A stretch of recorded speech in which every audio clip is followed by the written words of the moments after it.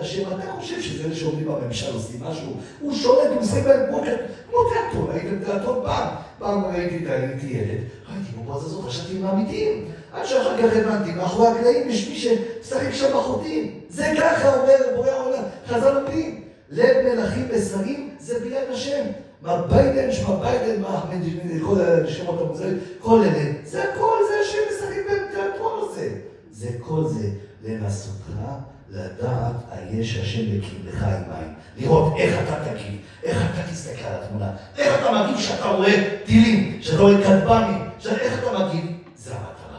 המטרה לנסותך לדעת היש השם בקרבך, אתה מרגיש שאתה לא כמו באותו רגע, אתה תולה בביטחונך בהשם, זהו, זה המטרה.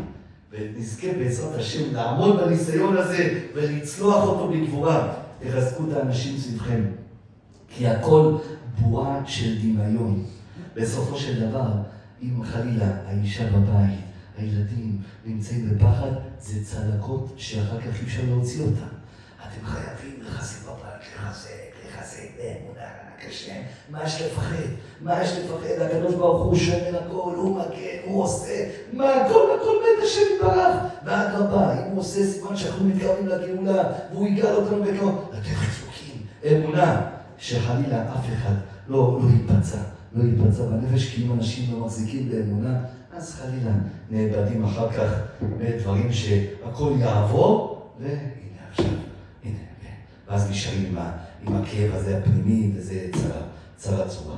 נזכה להתחזק באמונה, ונזכה שבזכות האמונה להיגאל גאולת עולמים בקרוב, אמן כן יהי רצון. רבי חנניה בן עקשיא אומר,